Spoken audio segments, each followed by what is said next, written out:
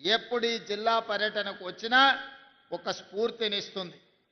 ఆ స్ఫూర్తితోనే కాకతీయుల పరిపాలన స్ఫూర్తి, సమ్మక్క సారలమ్మల పోరాట స్ఫూర్తి, అదేవిధంగా చాకలి ఐలమ్మ, దొడ్డి కొమరయ్య, ప్రొఫెసర్ జయశంకర్ గారి ఉద్యమ స్ఫూర్తిని తీసుకొని ఈనాడు తెలంగాణ రాష్ట్రంలో ప్రజాపాలన 2 సంవత్సరాలు పూర్తి చేసుకున్నాం.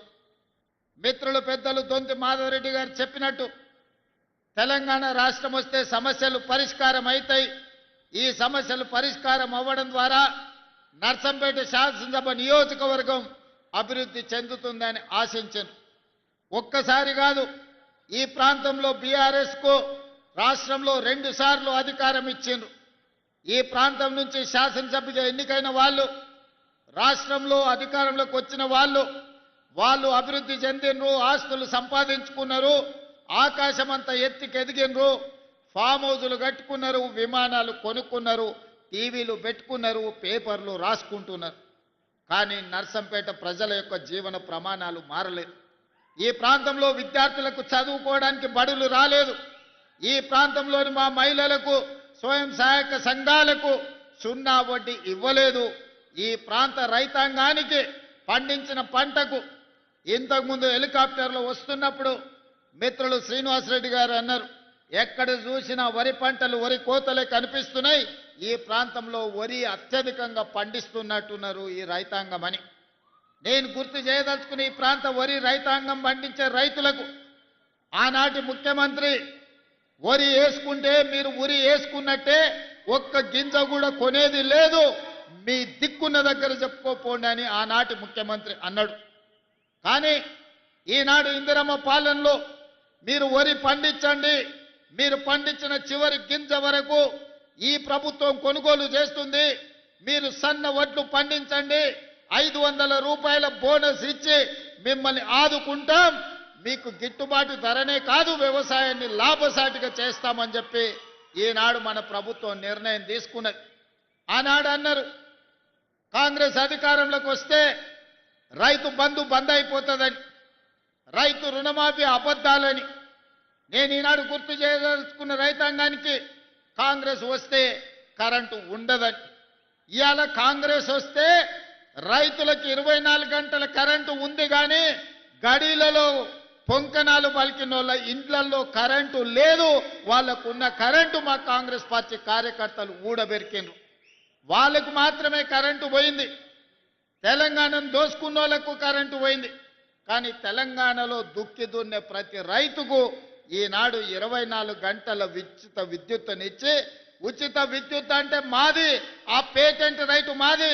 2004లో దేశంలోనే మొట్టమొదటిసారి రైతాంగానికి ఉచిత కరెంట్ ఇస్తామని ఎల్బీ స్టేడియంలో ఆనాటి ముఖ్యమంత్రి డాక్టర్ వైఎస్ రాజశేఖర రెడ్డి గారు మొట్టమొదటి సంతకం పెట్టి రైతులకు ఉచిత కరెంట్ ఇస్తాం, వ్యవసాయాన్ని లాభసాటిగా చేస్తాం, రైతును రాజు చేసే బాధ్యత మేము తీసుకుంటామని ఆనాటికి ఉన్న రైతుల బకాయిలు 1200 కోట్లు మాఫీ చేయడమే కాకుండా వాళ్ళ మీద ఉన్న వందలాది క్రిమినల్ కేసులు ఎత్తేసింది. అలా మొదలైన 2004 ఉచిత కరెంటు ఈనాడు 24 గంటలు కాంగ్రెస్ పరిపాలనలో అందిస్తున్నామంటే ఆ పేటెంట్ రైతు మనది, మనం కొనసాగిస్తున్నాం. ఇదే కాదు, ఈనాడు మీరు ఆలోచన చేయండి, ఆనాడు సంవత్సరానికి ఎకరాకు 10,000 ఇస్తే ఈనాడు రైతు భరోసా పథకం కింద సంవత్సరానికి 12,000 రూపాయలు. మొన్న జరిగిన రైతు భరోసా కార్యక్రమంలో 9 రోజుల్లో 1,50,00,000 ఎకరాలకు 9,000 కోట్ల రూపాయలు మీ ఖాతాలలో టకా టకా టకామని మీకు కనక వర్షం కురిపించి రైతు భరోసాలో భాగంగా 9,000 కోట్ల రూపాయలు 3 నెలల కింద రైతు భరోసా పథకంలో ఇచ్చినాం. రైతు రుణమాఫీ ఆనాటి ప్రభుత్వం 1,00,000 రూపాయలు రుణమాఫీ చేస్తా అని 4 విడతలని మిత్తి మేమే కడతామని అసలు మిత్తి తడిసి మోపెడై నెత్తి మీద అప్పై రైతు చేతిలోకి చిప్పొచ్చింది తప్ప రైతు రుణమాఫీ జరగలేదు. ఆయన గారు ఇచ్చింది అసలు కాదు కదా, వడ్డీకే సరిపోలే. కానీ మన ప్రభుత్వం అధికారులకు వచ్చిన వెంబడే ఇచ్చిన మాట ప్రకారం 25,35,000 మంది రైతులకు 20,614 కోట్ల రూపాయలు రైతు రుణమాఫీ 2 లక్షల రూపాయల వరకు చేసి ఇచ్చిన మాట నిలబెట్టుకున్న ప్రభుత్వం, రైతులను ఆదుకొని గుండెల్లో పెట్టి చూసుకున్న ప్రభుత్వం ఇందిరమ్మ రాజ్యం అని చెప్పి నేను ఈరోజు చెప్తున్నా. ఈనాడు భారతదేశంలోనే మీడియా మిత్రులు రాసుకోవాలి. ఆనాడు వరి పండిస్తే ఉరి అన్నాడు.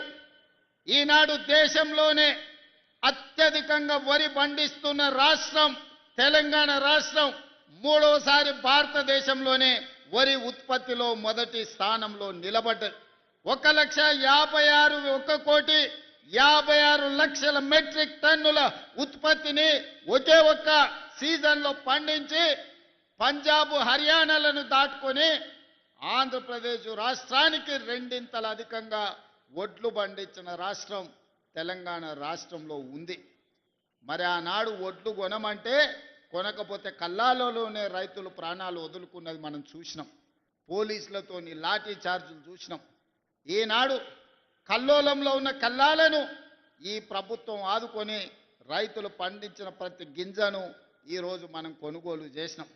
సన్న వడ్లకు 500 రూపాయల బోనస్ ఇచ్చినాం. ఇవన్నీ ఇవ్వడమే కాదు, ఇవాళ మా ఆడబిడ్డలు మా అక్కలుండ్రు, మా అక్కల్ని ఆలోచన చేయమని నేను అడుగుతున్నా. ఆయన రేషన్ కార్డు ఇవ్వాలంటే కేసీఆర్ ఆయన ఆస్తి రాసిచ్చినట్టు గజ్వెల్లో ఫామ్ హౌస్ రాసిచ్చినట్టు చేసిండు.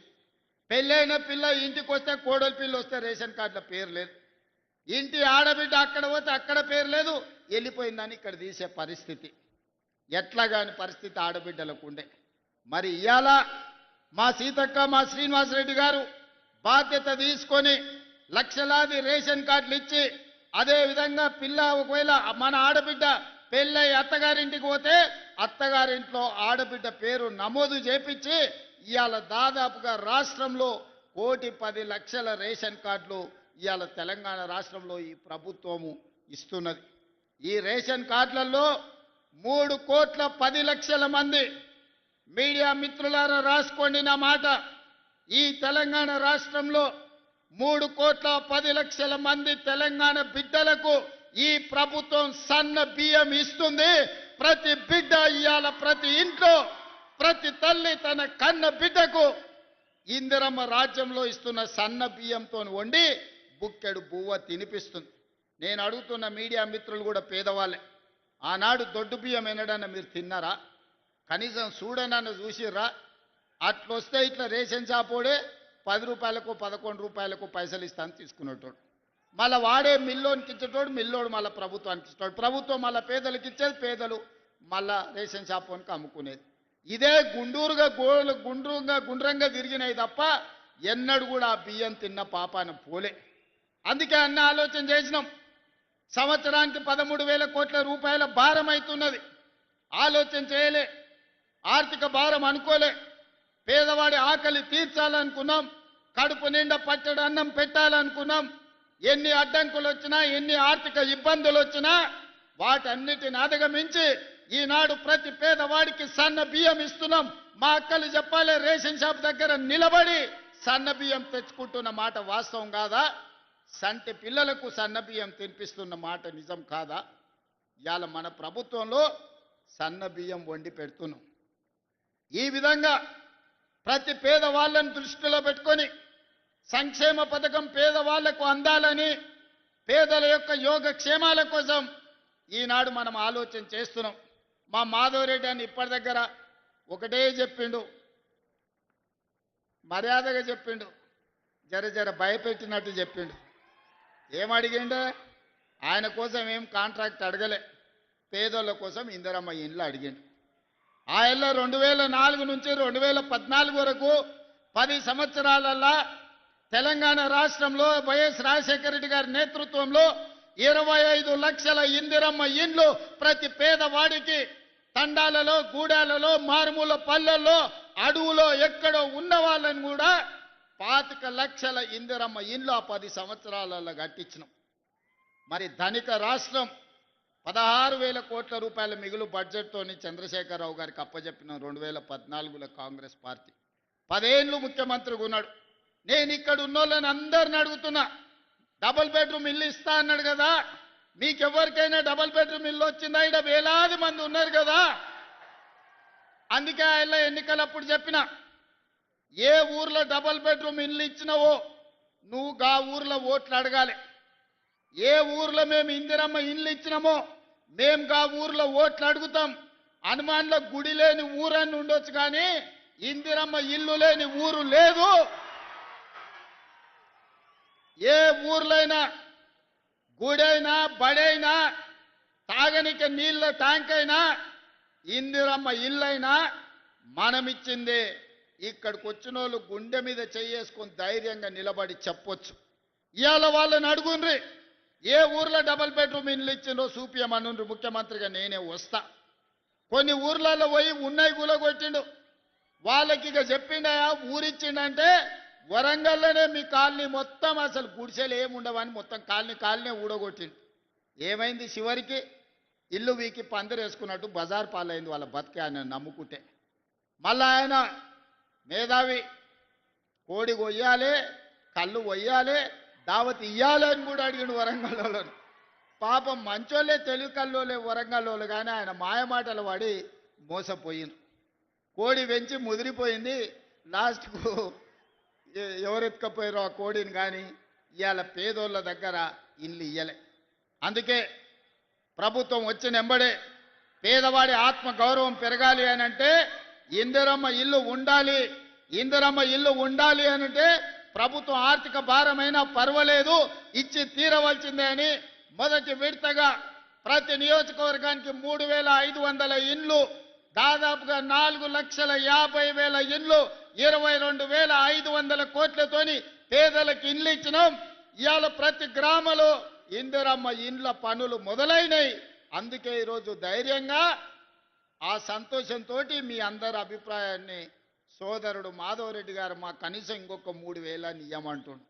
ఎప్పుడైనా పండ్లు కాసే చెట్టుకే రాళ్ళు పడతాయి, పెడతామంటే అడుగుతారు, కొడతామంటే దూరం పోతారు.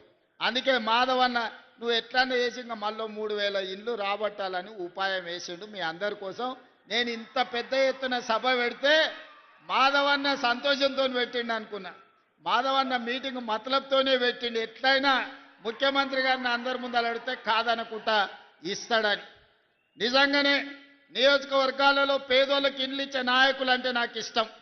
పేద ప్రజల్ని ఆత్మ గౌరవంతో బ్రతకడానికి సహకరించే శాసనసభ్యుడు ఉంటే భుజం తట్టి ప్రోత్సహించాలనేదే మన ప్రభుత్వం యొక్క ఆలోచన. వచ్చే ఏప్రిల్ కొత్త సంవత్సరం ఫైనాన్షియల్ ఇయర్లో తప్పకుండా ఈ నర్సంపేటకు మళ్ళీ 3,000 నుంచి 3,500 ఇండ్ల మంజూరు చేసే బాధ్యత గృహ నిర్మాణ శాఖ మంత్రివర్యులు పొంగులేటి శ్రీనివాసరెడ్డి గారు తీసుకుంటున్నారు. అందుకే వేదిక మీద నుంచి వారికి ఆదేశాలు ఇస్తున్నా. వచ్చే బడ్జెట్ ఇయర్లో ఖచ్చితంగా నర్సంపేటకు 3 నుంచి 3,500 ఇండ్లు మంజూరు చేసే బాధ్యత పొంగులేటి శ్రీనివాసరెడ్డి గారికి అప్పచెప్తున్నా. వారిని పర్యవేక్షించుకుంటూ మీకు ఇండ్లు ఇచ్చే బాధ్యత నేను తీసుకుంటా అని చెప్పి ఈ సందర్భంగా నర్సంపేట మిత్రులకు నేను తెలియజేస్తున్నా. మిత్రులారా, ఇవాళ మా ప్రభుత్వం మొట్టమొదటి భారత ప్రధానమంత్రి పండిత్ జవహర్లాల్ నెహ్రూ గారిని ఆదర్శంగా తీసుకున్నాం. ఆనాడు వారు అన్నారు, ఈ దేశం విద్య లేకపోవడం, ఈ దేశం ఆకలి కేకల్లో చనిపోతుంది, నిరక్షరాస్యత వల్ల ప్రపంచంతో పోటీ పడలేకపోతున్నాం. అందుకే ఎడ్యుకేషన్ అండ్ ఇరిగేషన్ నా పాలసీ అని పండిత్ జవహర్లాల్ నెహ్రూ గారు చెప్పారు. అందుకే ఈనాడు ఈ దేశంలో ఉన్న గొప్ప గొప్ప యూనివర్సిటీలన్నీ మొట్టమొదటి ప్రధానమంత్రి గారు మొదలుపెట్టినది కాంగ్రెస్ పార్టీ కట్టిన కాకతీయ యూనివర్సిటీ. ఇవాళ వరంగల్లో దేశానికి ఎంతో మంది మేధావులను అందించిన యూనివర్సిటీ అది కాంగ్రెస్ పార్టీ మొదలుపెట్టింది. ఇవాళ ప్రాజెక్టులు పండిత్ జవహర్లాల్ నెహ్రూ గారు మొదలుపెట్టిన ప్రాజెక్టులు ఈ దేశంలో ఆ పక్కన బ్రాత్రానంగల్ కావచ్చు, ఈ పక్కన నాగార్జున సాగర్ కావచ్చు, అటు పక్కన శ్రీశైలం కావచ్చు, ఇవాళ కరీంనగర్ వరంగల్ జిల్లాలకు నీళ్లు ఇస్తున్న SRSPని కూడా పండిత్ జవహర్లాల్ నెహ్రూ గారు మొదలుపెట్టిందే. ఆ నీళ్ళే ఈనాడు పంటలు పండిస్తున్నాయి, మన కడుపు నింపుతుంది. ఇవాళ ఇంకొక అడుగు ముందుకేసినాం. కమ్యూనికేషన్ వ్యవస్థ డెవలప్ అయింది. అందుకే education, irrigation and communication, communication in roads, communication in ports, communication in airports, communication in technology, వీటన్నిటిని కూడా తీసుకొని తెలంగాణ రైజింగ్ గ్లోబల్ సమ్మిట్ ని ఈ నెల 8, 9 తారీఖు నాడు ప్రపంచ స్థాయిలో ఈ రోజు కార్యక్రమాలను తీసుకున్నాం. దాంట్లో భాగంగానే మిత్రులారా ఇవాళ వరంగల్కి ఎయిర్పోర్ట్ తీసుకొస్తున్నాం. ఒక్క రోజైనా కేసీఆర్ ఆలోచన చేసిండా? ఆనాడు సోనియా గాంధీ గారు, రాహుల్ గాంధీ గారు, మన్మోహన్ సింగ్ గారు నిర్మించిన ఔటర్ రింగ్ రోడ్ అంతర్జాతీయ ఎయిర్పోర్ట్ తెలంగాణకు పెద్ద దిక్కు అయింది తప్ప తెలంగాణ రాష్ట్రంలో ఒక్క ఎయిర్పోర్ట్ లేదు. దా పక్కలో ఉన్న ఆంధ్రప్రదేశ్లో 6-7 ఎయిర్పోర్ట్లు ఉన్నాయి, మహారాష్ట్రలో 10-12 ఉన్నాయి, కర్ణాటకలో 7-8 ఉన్నాయి. కానీ తెలంగాణ రాష్ట్రంలో 10 ఏళ్ళకు మరి ఎందుకు దేవుడు బుద్ధి కలిగించలేదో, జ్ఞానోదయం ఇవ్వలేదో, విదేశాలలో చదువుకున్నాం, సాంకేతిక నిపుణులం అని పెద్ద పెద్ద పొడుగు ఉపన్యాసాలు ఇస్తారు. కనీసం తెలంగాణకు 2వ ఎయిర్పోర్టు తేవాలని ఆలోచన అయినా చేసిండ్రా? తెలంగాణకు లేని పోర్టుకు కనీసం రోడ్డు అయినా వేద్దామని ఆలోచన చేసిండ్రా?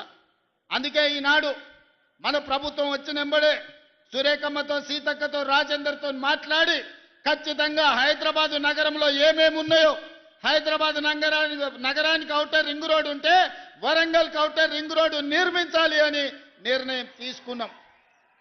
హైదరాబాద్లో అండర్ గ్రౌండ్ డ్రైనేజ్ ఉంటే వరంగల్ పట్టణానికి అండర్ గ్రౌండ్ డ్రైనేజ్ తీసుకురావాలని నిర్ణయం తీసుకున్నాం. హైదరాబాద్లో ఎయిర్పోర్ట్ ఉంటే వరంగల్లో ఎయిర్పోర్ట్ ఉండాలి అని రైతులను ఒప్పించి మెప్పించి భూసేకరణ చేసి డిసెంబర్ ఆఖరి వరకు భూసేకరణ పూర్తి చేసి మార్చి 31 తారీఖు లోపల వరంగల్లో ఎయిర్పోర్ట్ పనులను ప్రారంభించుకుంటాం, అండర్ గ్రౌండ్ డ్రైనేజ్ పనులను ప్రారంభించుకుంటాం, వరంగల్కు ఔటర్ రింగ్ రోడ్డు నిర్మాణ పనులను చేపడతామని నేను ఈ వేదిక మీద నుంచి చెప్తున్నా. హైదరాబాదు నగరంలో ఏమేమి అభివృద్ధి ఉందో వరంగల్ పట్టణానికి కూడా ఇవాళ అభివృద్ధి కార్యక్రమాలన్నిటిని కూడా మన ప్రభుత్వం తీసుకుంటుంది. ఇవన్నీ ఈనాడు మా అక్కలు ఇందిరమ్మ ఇండ్లు అక్కలకే ఇచ్చినాం. 27,000 కోట్ల రూపాయల వడ్డీ రుణమా వడ్డీ 0 వడ్డీ మా అక్కల చేతికే ఇచ్చినాం. ఆర్టీసీ బస్సులో ఉచిత ప్రయాణమే కాదు, ఆర్టీసీ బస్సులకు మా అక్కల్ని యజమానులను చేసినాం. సౌర విద్యుత్ ఉత్పత్తిలో అదాని అంబానీలతో పోటీ పడేటట్టు ఇవాళ మా అక్కలకు సౌర విద్యుత్ ఉత్పత్తి చేసే వ్యాపారాన్ని ఇచ్చినాం. పెట్రోల్ బంకులు రిలయన్స్ వాళ్ళే కాదు, మా ఆడబిడ్డలు కూడా మహిళా సంఘాలు ఇవాళ పెట్రోల్ బంకులు పెట్టి నడుపుకునే పరిస్థితి మా అక్కలకు కల్పించినాం. హైటెక్ సిటీ పక్కన ఇన్ఫోసిస్, మైక్రోసాఫ్ట్, హైటెక్ సిటీ లాంటి సంస్థలు ఉంటే 3.5 ఎకరాలల్లో 150 షాపులల్లో రాష్ట్రం నలుమూలల ఆడబిడ్డలు చేసే ఉత్పత్తులను అమ్మడానికి పెద్ద నైట్ బజార్ను, ఇందిరా మహిళా శక్తి నైట్ బజార్ను, శిల్పారామం ఆనుకొని 100 కోట్ల రూపాయల భూమిని ఇవాళ మా అక్కలకి ఇచ్చినాం. మా అక్కలు తయారు చేస్తున్న ఉత్పత్తులు రేపటి నుంచి మా మీడియా మిత్రులు అమెజాన్లో ఆన్లైన్లో చూసి కొనుక్కోవచ్చు. తొందరలోనే ఆన్లైన్లో కూడా మా అక్కలు అమ్మే వస్తువులు ప్రపంచానికి అంతా పరిచయం చేస్తున్నాం. ఇవాళ ఈ రాష్ట్రంలో 1 కోటి మంది మహిళల్ని కోటీశ్వరులను చెయ్యాలి. ఆడబిడ్డలు కోటీశ్వరులు అయితే ఆ కుటుంబం బాగుపడుతుంది, ఆ పిల్లలు చదువుకుంటారు, ఆ ఇంటి మర్యాద పెరుగుతుంది, ఆ కుటుంబంలో అన్ని పరిస్థితులు బాగుంటాయని మేము విశ్వసిస్తున్నాం. దాంట్లో భాగంగానే 1 కోటి మంది మహిళల్ని కోటీశ్వరులు చేసే కార్యక్రమం తీసుకొని ఈ పథకాలన్నీ కూడా తీసుకొచ్చినాం. ఇవాళ ఇదే కాదు, తెలంగాణ ఆడబిడ్డలకు పుట్టింటి వాళ్ళు పెట్టే చీర సారే అనేది ఒక పండుగ. ఆడబిడ్డలకు ఎంత కష్టమున్నా, ఎంత పేదవాళ్ళు ఉన్నా ప్రతి సంవత్సరం ఒక్కసారన్నా పుట్టింటోళ్ళు ఆడబిడ్డకు చీర పెడతారు సారే రూపంలో. ఒకవేళ మరీ పేదరికం ఉంటే 3-4 ఏళ్ళల్లో తప్పకుండా పెడతారు, అది ఒక సాంప్రదాయం. ఇవాళ అందుకే తెలంగాణలో ఉండే ఆడబిడ్డలకు తల్లిదండ్రులు, సొంత సోదరుడు ఏ విధంగా పండుగ పూట చీర పెడితే సారే అవుతుందో మీ సోదరుడు రేవంత్ అన్న ప్రతి సంవత్సరం ఆడబిడ్డలకు చీర పెట్టాలి, ఆ చీర సారె పండుగ మీరు చేసుకోవాలని సీతక్కకు ఆదేశాలు ఇచ్చి ఈనాడు తెలంగాణ రాష్ట్రంలో గ్రామీణ ప్రాంతాలలో ఉన్న 65 లక్షల ఆడబిడ్డలకు ఇవాళ మన చీరల పంపిణీ కార్యక్రమం మొదలుపెట్టినాం. ఎన్నికల కోడ్ వల్ల కొద్దిమంది ఆడబిడ్డలకు రాలేదు అని నా దృష్టికి వచ్చింది. ఎన్నికల కోడ్ అయిపోతానే ప్రతి ఆడబిడ్డకు ఇంటింటికి వెళ్ళి 18 సంవత్సరాలు పైబడిన ప్రతి ఆడబిడ్డకు చీరను చేర్చే బాధ్యత సీతక్కకు సురేఖక్కకు నేను అప్పచెప్తున్నా. మీ బాధ్యత ప్రతి ఆడబిడ్డకు చీర చేరేటట్టు చూడండి. ఎంత ఖర్చైనా ప్రభుత్వం వెనక ఆడదు. ఇలా సంవత్సరం కింద ఆర్డర్ ఇస్తే 65 లక్షలు వచ్చినాయి. ఇంకా 35 లక్షల చీరలు రావాలి. మార్చిలో ఇస్తామన్నారు ఉత్పత్తి సంస్థలు. పట్టణ ప్రాంతాలలో మున్సిపాలిటీలో ఉండే ఆడబిడ్డలకు మార్చి నెలలో అంతర్జాతీయ మహిళా దినోత్సవం సందర్భంగా పట్టణ ప్రాంతాలలో మున్సిపాలిటీలలో ఉండే ఆడబిడ్డలకు కూడా 35 లక్షల చీరలు ఇస్తాం. మొత్తానికి రాష్ట్రంలో 1 కోటి మంది ఆడబిడ్డలకు 1 కోటి చీరలు పెట్టి సారబెట్టే బాధ్యత ఈ ప్రభుత్వం తీసుకుంటుంది. మొన్న చర్చల సందర్భంగా సురేఖకు ఒక మాట చెప్పింది, అన్న తిడుతుర్రు అని. ఎందుకు అక్క అన్న? ఏమో అన్న, కేసీఆర్ ఉన్నప్పుడు బతుకమ్మ చీరిస్తే చీర తీసుకున్న ప్రతి ఆడబిడ్డ బండబూతులు తిట్టేది కేసీఆర్ను. గింత పనికిమాల చీరిస్తాడా, ఇది తీసుకుపోయి చేన్ల కాడ పిట్టలకు అడ్డం కడుతున్నాం, వాళ్ళు కట్టుకుంటారా ఈ చీర అని. కరెక్టే అక్క, మరి నాడు అట్లనే తిట్టిండ్రు అని. మరి ఇప్పుడు మనల్ని ఎందుకు తిడుతురు అక్క అంటే, అక్కడక్కడ చీరలు రానోళ్ళు తిడుతురు. రేవంత్ ఏమైనా నష్టం వచ్చినాదయ్యా, ఇంతమందికి ఇచ్చారు, మా నలుగురికి ఇస్తే ఊరంతా అయిపోతుండే కదా, మా నలుగురికి రాలేదని తిడుతున్నారు అన్న అని. అందుకే నేను ఆలోచించిన, అక్కడ మా అక్కలు ఇగో ఇందిరమ్మ చీరలు కట్టుకొని వచ్చారు, మంచిగా ఎట్లున్నారు చూడు. అందుకే ఏ ఒక్క ఆడబిడ్డ కూడా నాకు చీర రాలేదని చెప్పొద్దు. నేను ఈ వేదిక మీద నుంచి చీఫ్ సెక్రటరీ గారికి, జిల్లా కలెక్టర్లకు నేను ఆదేశాలు ఇస్తున్నా. ప్రతి ఆడబిడ్డకు చీర చేరాల్సిందే. చీర బాగుంది, చీర అద్భుతంగా గౌరవంగా పండగ పూట మన ఆడబిడ్డలు కట్టుకునేటట్టుగా ఉన్నది. అందుకే ప్రతి ఆడబిడ్డకు చీర చేరాలి. ఏ ఒక్క ఆడబిడ్డ కూడా నాకు చీర రాలేదు అనే మాట నాకు రాకూడదు. ఈ మాట రాకుండా ఉండాలి అని అంటే వేదిక మీద ఉన్న ప్రతి శాసన సభ్యుడు గ్రామాల కార్యకర్తల్ని వాళ్ళ దగ్గరికి పంపించండి. ఇవాళ సర్పంచులు వస్తున్నారు, సర్పంచులకు అదే బాధ్యత పెట్టుర్రి. ప్రతి వాళ్లకు పోయి చీర వచ్చిందా లేదా కనుక్కొని ఆడబిడ్డలకు చీర అందించండి. ఎవరికైనా ఏ ఊర్లో అయినా, ఏ గూడెంలో అయినా, ఏ తండాలైనా, ఏ మారుమూల పల్లెైనా ఆడబిడ్డకు చీర రాలేదు అంటే చీర పంపించే బాధ్యత నేను తీసుకుంటా. ఏ ఆడబిడ్డ కూడా నాకు చీర రాలేదు అనే మాట రాకూడదు. 100% 1 కోటి మంది ఆడబిడ్డలకు 1 కోటి చీరలు ఇప్పించే బాధ్యత నేను తీసుకుంటానని నేను తెలియజేస్తున్నా. మిత్రులారా, ఇక విద్యార్థుల చదువుల గురించి young India integrated residential schools కావచ్చు, యంగ్ ఇండియా స్కిల్స్ యూనివర్సిటీ కావచ్చు, యంగ్ ఇండియా స్పోర్ట్స్ యూనివర్సిటీ కావచ్చు. ఈ రోజు పిల్లల చదువులే, ఇక పంచడానికి భూములు లేవు, ఇవ్వడానికి ఆస్తులు లేవు. నాకున్నదల్లా ఒక్కటే, పేదవాళ్లకు, దళితులకు, గిరిజనులకు, ఆదివాసీలకు, బలైన వర్గాల బిడ్డలకు, మైనారిటీల పిల్లలకు చదువు ఒక్కటే రక్షణ. చదువు ఒక్కటే మీ జీవితాన్ని, మీ తలరాతను మారుస్తుంది. మీరు చదువుకోండి, మీకు నాణ్యమైన చదువునిచ్చి మిమ్మల్ని డాక్టర్లుగా, లాయర్లుగా, ఇంజనీర్లుగా, ఐఏఎస్లుగా, ఐపీఎస్లుగా తీర్చిదిద్దే బాధ్యత నాది. మా అక్కలందరికీ ఒకే మాట చెప్తున్నా, చదువుకున్నవాడే గుణవంతుడు, చదువుకున్నవాడే ధనవంతుడు. నీ కొడుకు చదువుకుంటే ఈ రాష్ట్రాన్ని, దేశాన్ని పాలిస్తాడు. నీ బిడ్డ డాక్టరు, ఇంజనీర్ అయితే నిన్ను కళ్ళల్లో పెట్టి, గుండెల్లో పెట్టి చూసుకుంటుంది. పిల్లలని చదివించుకోండి. పిల్లల్ని చదివించకపోతే ఎంత భూమి ఉన్నా ఏం ఉపయోగం లేదు. ఇవాళ మనమంటే వ్యవసాయం చేసినాం, బర్ల కాడికి పోయినాం, చేపలు పట్టినాం, గొర్రెలను పెంచినాం, లేకపోతే చెప్పులు కుట్టుకొని బతికినాం. కేసీఆర్ అట్లనే అన్నాడు, గొల్లోళ్ళు గొర్రెలు పెంచుకోవాలి, బెస్తోళ్ళు చేపలు పట్టుకోవాలి, ఎస్సీ సోదరులు చెప్పులు కుట్టుకోవాలని పథకాలు తెచ్చిండు. ఎందుకంటే ఆయన పిల్లలు రాజ్యం మేలుకోవాలంటే మీరందరూ చేపలు పెంచాలి, గొర్రెలను పెంచుకోవాలి. నేను అట్లా చెప్తలేను. మన తాతలు ముత్తాతలు 10 తరాల నుంచి ఆ వృత్తి చేసి మన బతుకులలో మార్పు రాలే, మన జీవితంలో వెలుగు నింపలే. అందుకే ఇవాళ ఈ వేదిక మీద చాలామంది, బలరాం నాయక్ గారి నుంచి చాలామంది ఇక్కడ ఎస్టీ సోదరులు, మా సీతక్క లాంటోళ్ళు, కొండ సురేఖమ్మ లాంటోళ్ళు ఇవాళ ఎమ్మెల్యేలు, మంత్రులు అయినంటే చదువుకోబట్టే. చదువు ఒక్కటే మన జీవితంలో మార్పు తీసుకొస్తుంది. చదువు ఒక్కటే ప్రపంచంలో మనల్ని నిలబెడుతుంది. చదువు ఒక్కటే ప్రపంచంతో పోటీ పడే విధంగా తీర్చిదిద్దుతుంది. పిల్లలను చదివించుకోండి. మీ చదువులకు కావాల్సిన వసతులు ఏర్పాట్లు చేసే బాధ్యత నేను తీసుకుంటా. ఇక భవిష్యత్తులో ప్రభుత్వం భూములు ఇస్తుందనో ప్రభుత్వం ఆస్తులు పంచుతుందనో ఆలోచన పెట్టుకోకండి.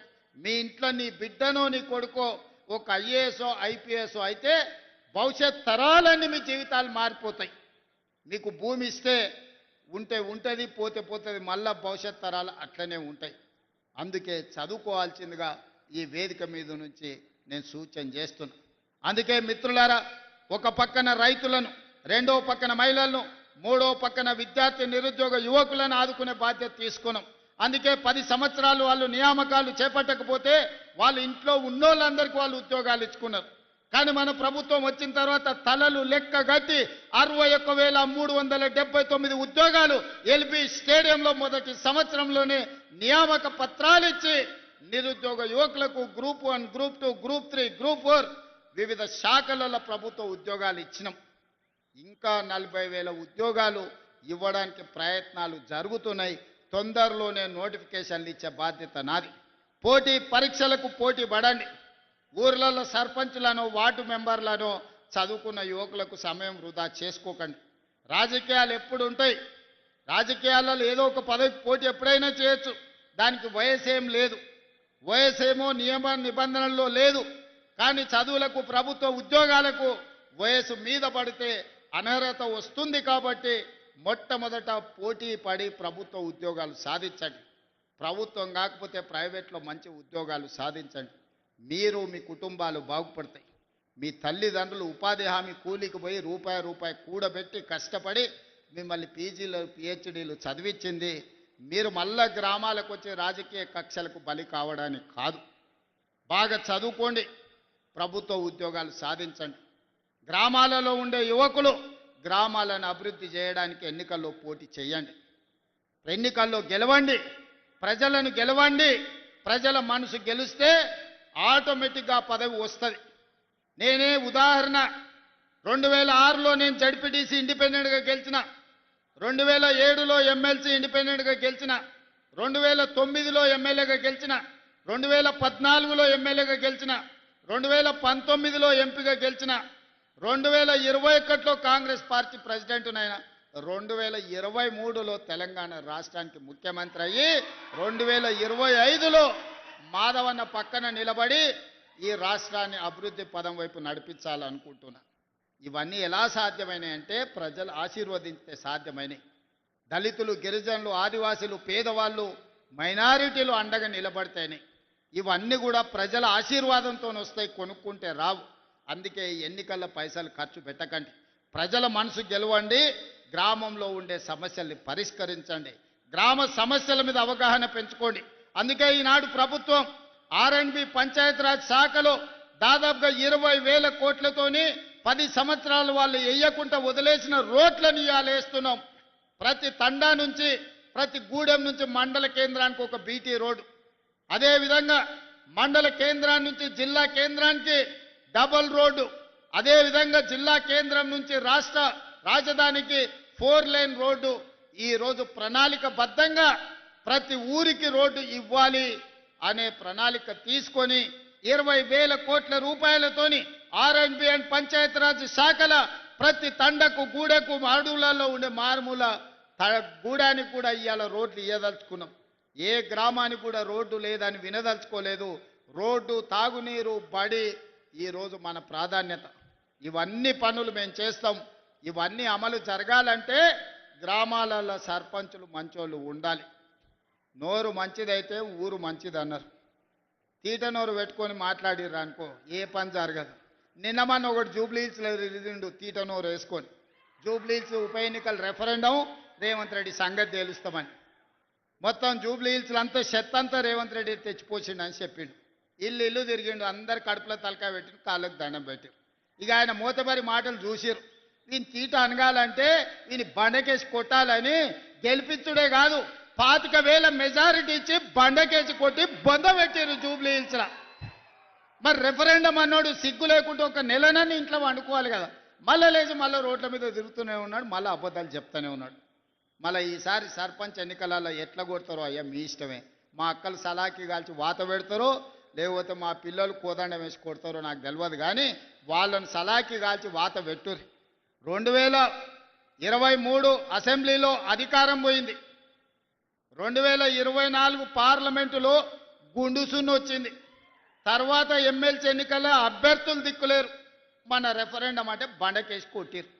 4 సార్లు ప్రజలు వంగబెట్టి ఈపు మీద బుద్ధి చెప్తే కూడా బుద్ధి రాలేదు. నిన్నగాక మన శ్రీహరి అన్న కూడా మంచిగా చెప్పిండు, నీ అతి మాటలు నిన్ను చూసినోడు ఎవ్వడు నీకు ఓటేయర్రా స్వామి, నీ బుద్ధి మార్చుకో అని. వాళ్ళ బుద్ధి మారినా మారకపోయినా మన అందరం కలిసికట్టుగా ఉండి గ్రామాలను అభివృద్ధి చేసుకుందాం. గ్రామాలలో రాజకీయ కక్షలకు తావు ఇవ్వకండి. నేను కూడా ప్రజలకు విజ్ఞప్తి చేస్తున్నా, మీరు ఎన్నుకునే సర్పంచ్ మీ మంత్రి దగ్గర పోయి కూర్చొని మీకు నిధులు తేవాలి. మీ ఎన్నుకున్న సర్పంచ్ ఈ ప్రభుత్వంతో మంచిగా వ్యవహారం చేసుకొని పనులు సాధించుకోవాలి. రోజు పంచాయతీ పెట్టుకొని వచ్చేటోడు వస్తే ఊరికి నష్టం జరుగుద్ది, వానికి ఏం పోదు, కానీ ఊరికి మాత్రం నష్టం జరుగుద్ది. మీ ఊరికి రోడ్డు కావాలన్నా, తాగనీకి నీళ్లు కావాలన్నా, మీకు గుడి కావాలన్నా, మీకు బడి కావాలన్నా, మీ గ్రామం అభివృద్ధి చెందాలన్నా, ఇందిరమ్మ చీరలు రావాలన్నా, ఇందిరమ్మ ఇండ్లు రావాలన్నా, రైతు రుణమాఫీ జరగాలన్నా, సన్న బియ్యం రావాలన్నా, 200 యూనిట్లు కరెంటు రావాలన్నా, రైతు భరోసా రావాలన్నా, రైతు రుణమాఫీ జరగాలన్నా మీ సర్పంచ్ మంచోడై ఉండాలి. మీ సమస్యలు తీసుకొచ్చి మంత్రుల దగ్గర మాట్లాడాలి. మరి ఇంత జిమ్మెదారి ఇచ్చేటప్పుడు మీరు మంచోనికి జిమ్మెదారి ఇయ్యండి అని నేను చెప్తున్నా. నా కోరిక ఒక్కటే, మంచోన్ని చూడండి, బాధ్యత అప్ప చెప్పండి. మన మొత్తం సమస్యల్ని పరిష్కరించడానికి పెత్తనం ఇచ్చేటప్పుడు తేలుకు పెత్తనం ఇస్తే తెల్లారులు గుట్టిందని మీరు ఎవరికోనికి క్వార్టర్కో హాఫ్కో ఫుల్కో వేస్తారా అంటే వాడు మళ్ళీ వసూలకు పడ్డాడంటే ఉన్నదంతా గుసుకుంటాడు. అడగబోతే కూడా అంటాడు అలా హాఫ్ ఇయ్యలేదా ఫుల్ ఇయ్యలేదా అని రాసి పెట్టుకుంటారు. ఇవ్వాలి రేపు కొంతమంది పోగానే బుక్కు తీస్తారు, ఎలక్షన్లప్పుడు నీకు ఎంత ఇచ్చినా కదా మరి నాకు ఎంత ఇస్తావో చెప్పని. అట్లాంటి పరిస్థితి వరంగల్ జిల్లాలో రానియొద్దు. ఇది చైతన్యం గల గడ్డ. పోరాటం తెలిసిన పౌరుషం ఉన్న ప్రజలు మంచి ఆలోచన చెయ్యండి, మంచి వాళ్ళని సర్పంచులుగా ఎన్నుకోండి. మీకు ఇండ్లు ఇచ్చేది, మీ అభివృద్ధి చేసేది, మీకు కావాల్సిన తాగునీళ్ళు ఇచ్చడానికి రాష్ట్ర ప్రభుత్వం ఉన్నది. మీ పెండింగ్ ఉన్న సాగునీటి ప్రాజెక్టులను పూర్తి చేయడానికి ఈ ప్రభుత్వం ప్రయత్నం చేస్తుంది. మీకు ఎల్లవేళలా అండగా ఈ ప్రభుత్వం ఉంటుంది. ఏ విధంగా అయితే ఈనాడు మీరు ఆశీర్వదించడానికి వేలాదిగా తరలి వచ్చిండ్రో ఈ ఆశీర్వాదం ఎప్పటికీ ఇంట్లోనే ఉండాలి. మీరు అండగా నిలబడితే ఢిల్లీనైనా ఢీ కొడతా, ఢిల్లీ నుంచి అయినా నిధులు తీసుకొస్తా. అడగడానికి వెనకాడను, రాకపోతే కొట్లాడడానికి అసలే భయపడను. నా బాధ్యత ముఖ్యమంత్రిగా ప్రధానమంత్రి కేంద్ర మంత్రుల దగ్గరికి వెళ్ళి మనకు కావాల్సిన నిధుల కోసం, కావాల్సిన అనుమతుల కోసం ఒక్కడికి 100 సార్లు తిరుగుతా. నాకు ఓపిక ఉంది, వయసు ఉంది, విషయాన్ని వివరించే కనీస పరిజ్ఞానం నాకు ఉన్నది. తెలంగాణ రాష్ట్రం కోసం ఎవరినైనా కలుస్తాను, తెలంగాణ అభివృద్ధి కోసం ఎవరితోనైనా కొట్లాడతాను. మీ ఆశీర్వాదం నిండుగా ఇట్లనే ఉండాలి. ఈ వరంగల్ జిల్లాను అభివృద్ధి చేస్తాం. మళ్ళీ 1000 సంవత్సరాల చరిత్ర కలిగిన సమ్మక్క సార్లమ్మ, గొప్ప 100 సంవత్సరాల చరిత్ర కలిగిన సమ్మక్క సార్లమ్మ ఏ విధంగా అభివృద్ధి జరుగుతుందో మీరు చూస్తున్నారు. కొత్త సంవత్సరంలో అద్భుతమైన సమ్మక్క సార్లమ్మ మందిరం వస్తుంది, దర్శనం చేసుకోవడానికి వస్తా. ఆ రోజు మీ అందరితోని మాట్లాడతా. ఓపికగా ఇంతసేపు ఉండి అండగా నిలబడి మీ నాయకుడు మాధవరెడ్డి గారిని గొప్పగా మీ అభిమానంతో ముందుకు నడిపించండి. వారు బలంగా ఉంటే నేను బలంగా ఉన్నట్టే. నేను బలంగా